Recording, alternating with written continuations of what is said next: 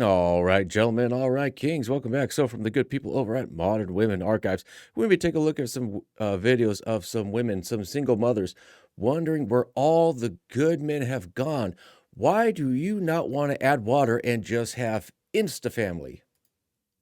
Men will be like, I'm not paying for dinner. And I'm like, okay, I had Botox this week. That was $440. I had a session with my trainer. I pay her $330 a month.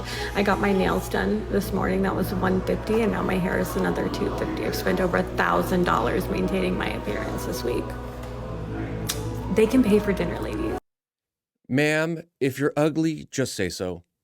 Now, what's up with her hairline? Is it like, seriously, like, what the hell is going on here? And oh, I spent $150 on my nails. So you spent $150 to put fake nails on your real nails because logic, right?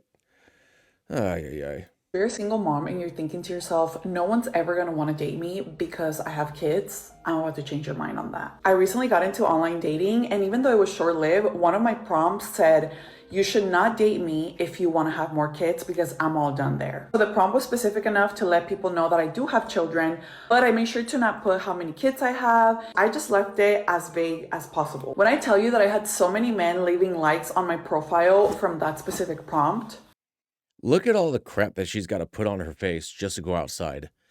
And it's like, okay, I'm not going to have kids. If you want to date me, you got to pay for my kids. What's really in it for a guy? I mean, think about it. If you're going to date a chick who has kids, but she's not going to give you children of your own, why are you going to raise and pay for another man's legacy? It just doesn't make any sense. Hey, guess what? Braxton had soccer practice and Susie had dance recital. Ma'am, I don't give a rat's ass.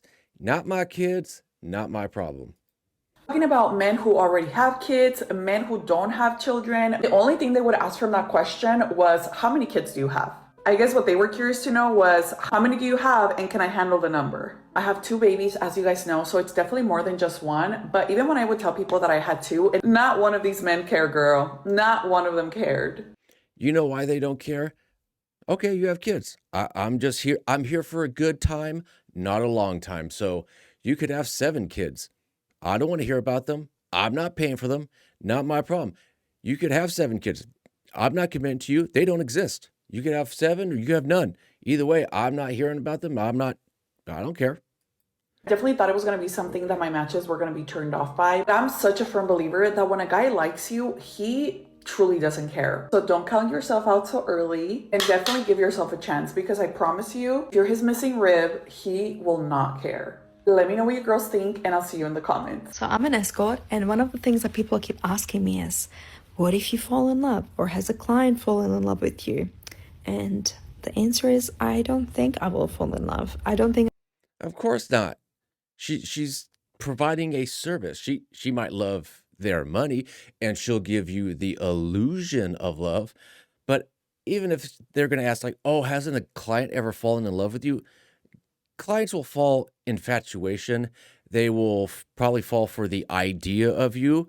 But it's like, "Okay, I'm off to work." And then she comes back from work like, "How was your day, sweetie?"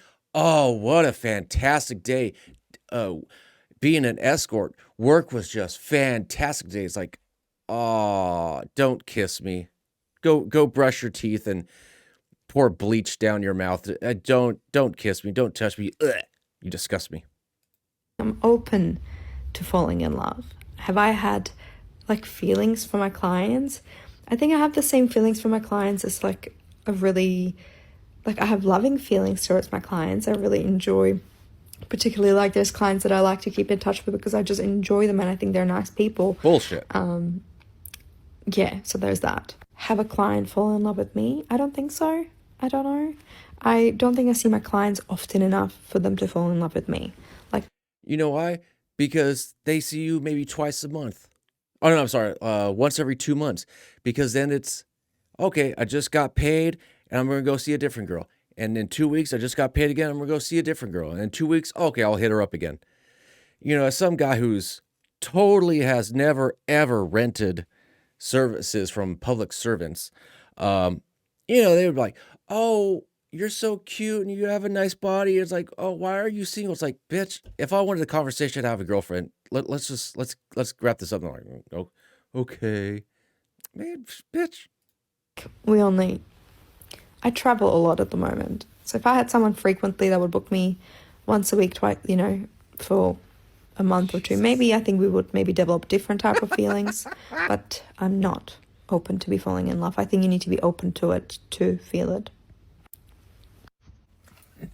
So, dating, dating as a single mum, or dating as a mum in general, obviously you'd have to be a single mum, but like, it's like, I have signed up to dating apps, and literally every person, like every guy that will try and chat to me is like, oh, I'm not looking for anything serious. I'm like, what do you mean you're not looking for anything serious?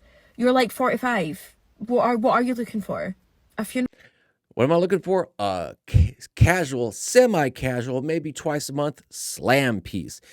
A guy who's 45, he did the I want to be something serious, and it blew up in his face, and he probably lost half of everything he's ever worked for. So now it's like, I'm going to learn from my mistakes, and I'm going to learn from the mistakes of other men say, don't do it. You're doing it right. Just stay single, enjoy your friends, enjoy your hobbies, stack your cash, make investments, try to retire early, or if not early, retire to where you're comfortable, smooth comfortability, not the lap of luxury, just smooth consistency.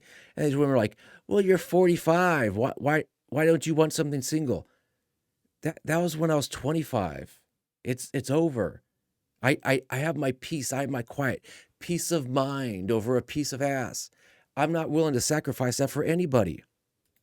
Home provider, like Christ almighty, honestly, it is literally. And then not to mention, when you're signing up to dating apps now, most of them you have to pay for. Like, I don't actually even want a man, let alone have to fucking pay for one. Like, please. So I went on a dating event back in December, and it was tragic. I met the biggest walking talking red flag of my life, but not to mention the whole time that I was there listening to men speak, all I could think about was, I have got a night off for my kids and I'm child free, and all I want to do is sit in silence with some nice food and watch some Desperate Housewives, not sit and listen to the male species talk. And I just think I'm actually getting concerned for myself, because the longer that I am alone, the more I am enjoying being alone. Like, I do want to get married. I would like a father figure in my twin's life at some point. But I'm sorry, why didn't you marry the baby daddy?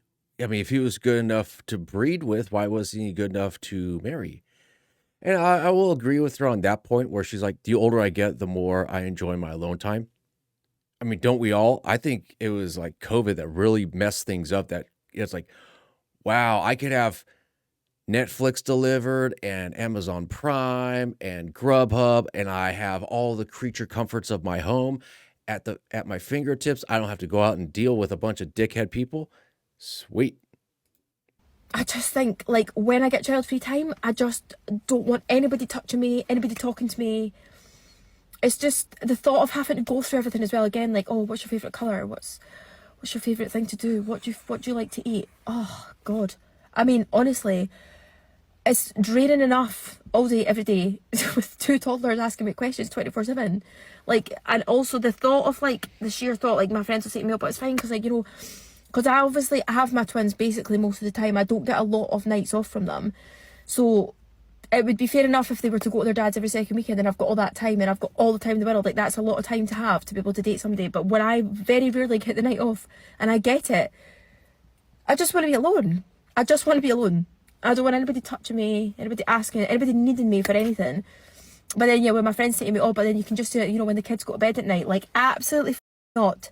Absolutely not. I do not want to sit down after fighting for my life through bedtime, getting two toddlers ready for bed, to then sit down and then invite a guy over to then come and be like, sit beside me. I'm like, no, I'm okay. You know what? I agree with her. I don't got that much of a problem, but ma'am, you got to figure out, you can't have your cake and eat it too. You can't have like, oh, my kids need a father figure in their life, and I want to be married, but I don't want to date. It's like saying, "I just want a cake to magically appear in front of me, but I don't wanna have to go through the trouble of baking, and I don't wanna buy it, and I don't wanna have it delivered." It's like, man, pick a road and go down there. Jeez Louise. Anyways, guys, I figure I'd leave it there. As always, take care and take it easy.